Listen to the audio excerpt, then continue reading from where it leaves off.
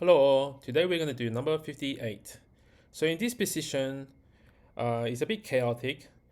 There's pieces attack everywhere in the center. So let's count the number of pieces first.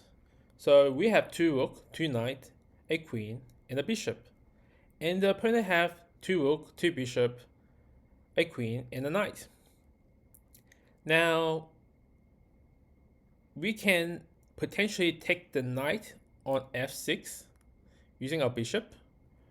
We can use our knight from e5 and attack the bishop on d7. We could also potentially use our bishop on g5 to attack the pawn on h6, which means the opponent's pawn is going to take back, and there's one less piece protecting this knight on f6. So let's start calculating some of these lines. So let's start calculating with this knight.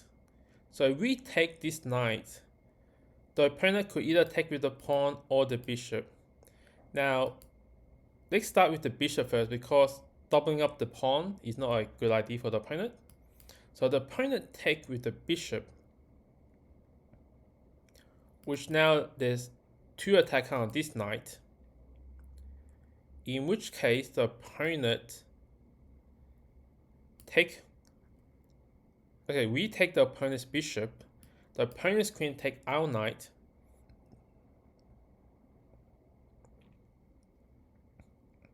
and so this is even trade at the moment. And let's say we take the pawn, they take our queen, we take his pawn, he take, and what are we kind of up? Okay, we take the queen as well. So we both lost a queen. So he lost a knight because this bishop take. He lost a bishop. This queen is traded on our d1 square. And I guess we won 1 pawn, which is not good enough because they still have fighting chance.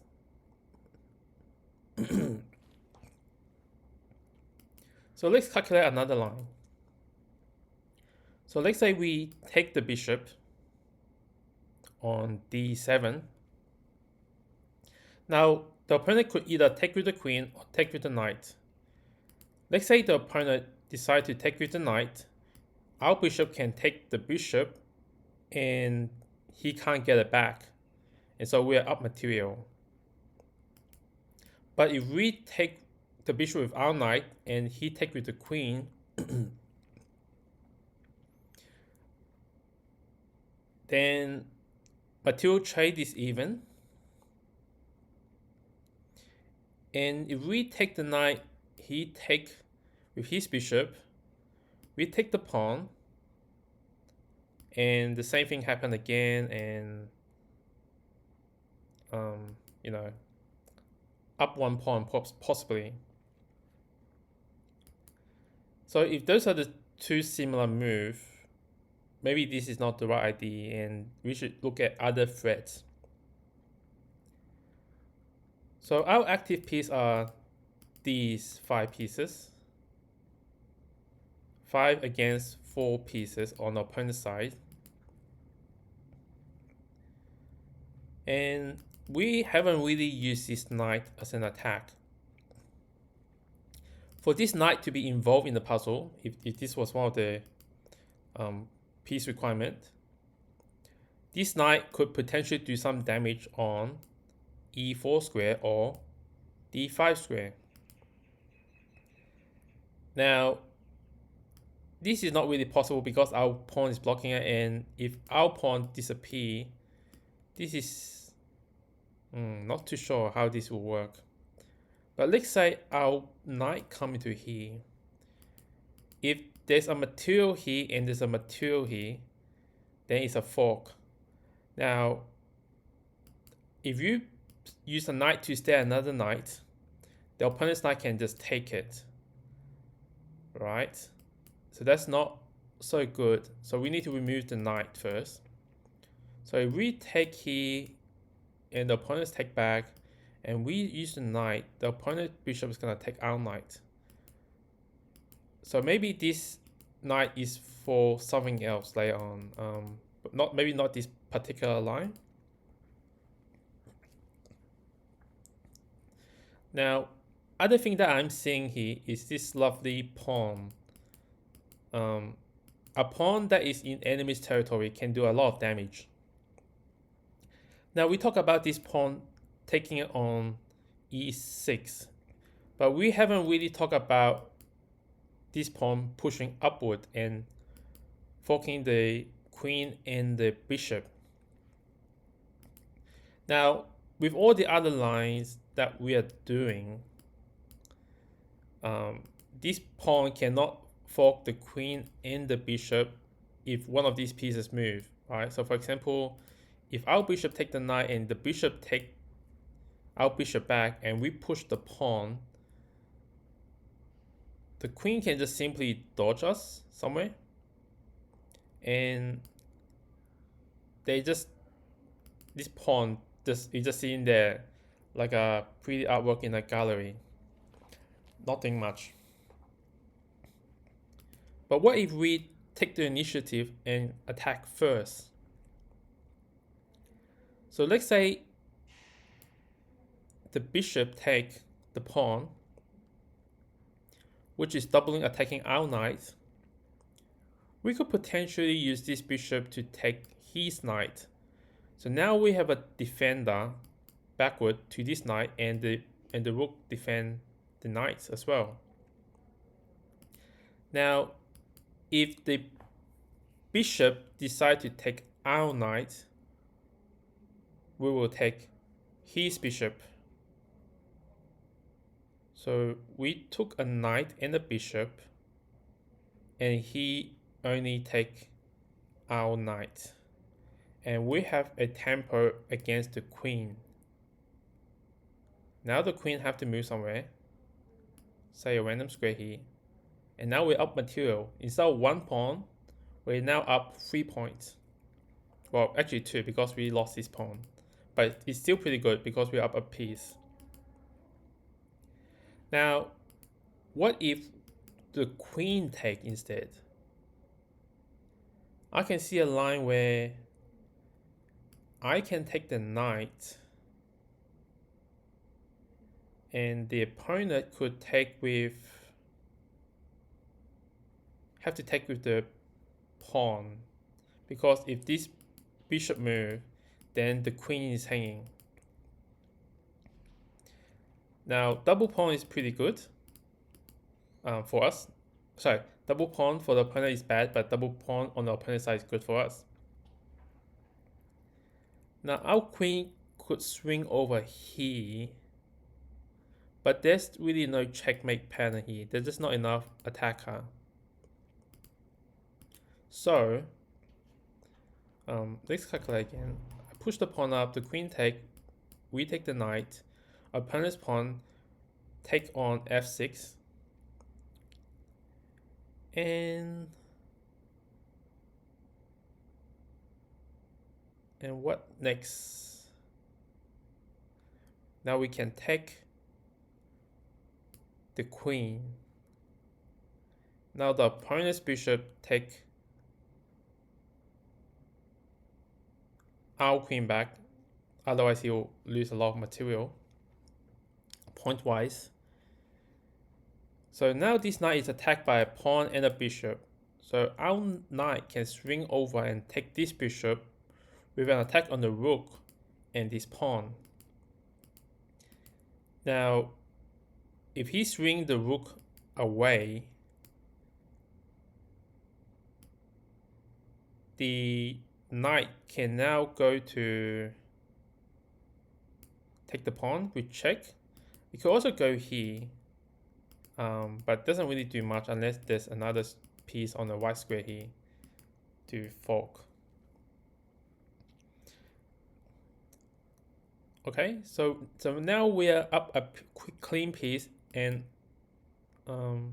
yeah, up a clean piece, and we didn't even have to be down a pawn. Am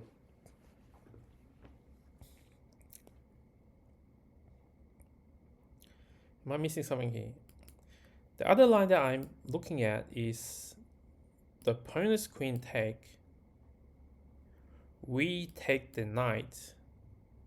And instead of the pawn taking immediately, the opponent's queen take our queen first.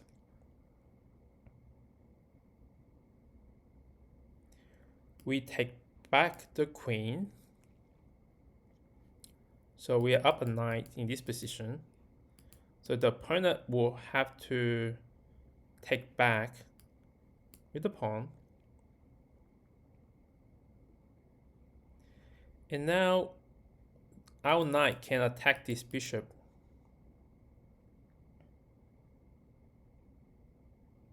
But if our knight attack this bishop, is the knight trapped? Because this bishop protects this square, which the knight cannot go to without losing. If this bishop moves back, I mean, we see up material, but our knight is kind of stuck. Actually, can take here and escape. Maybe that's the right way to go. Maybe we'll come to it when, depending on what their move is. So let's see.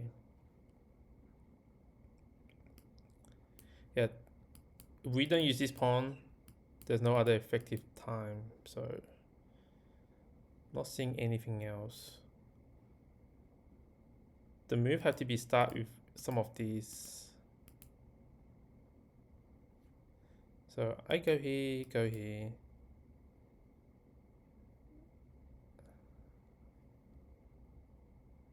Take, take, take. No, it doesn't work. Go here. Go here. Here. Take.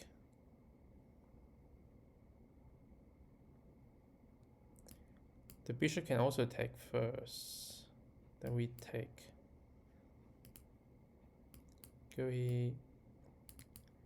Go here. Go here. Pawn take.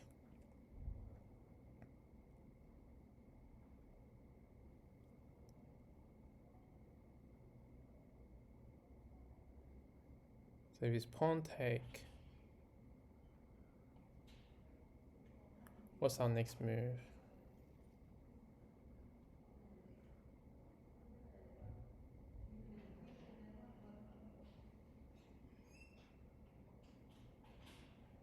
Can we just take the bishop? We take the bishop.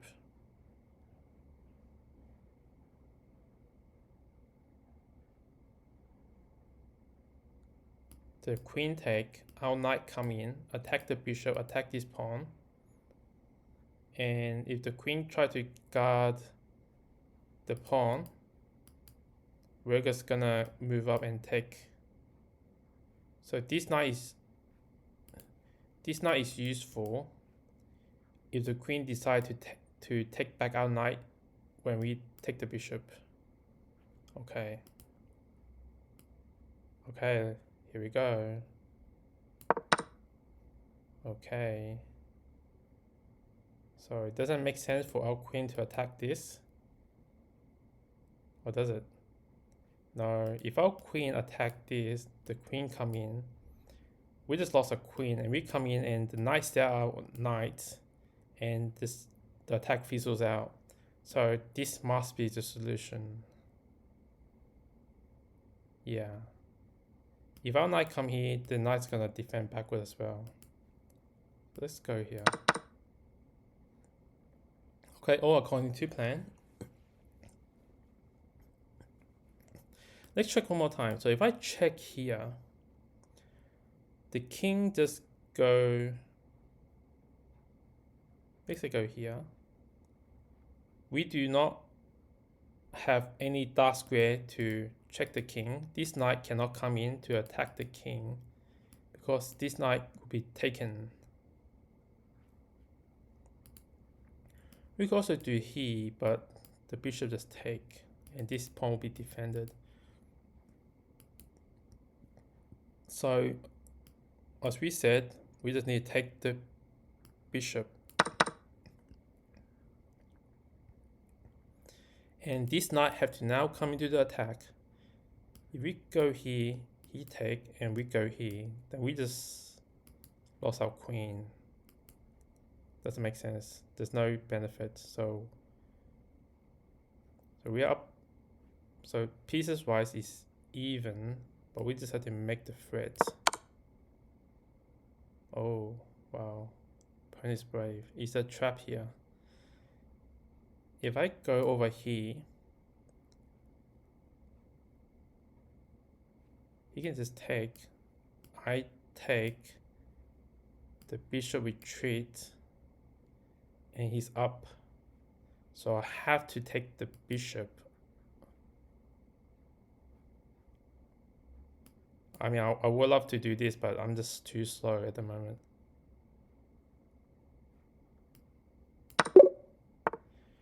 And that's how you solve puzzle number 58.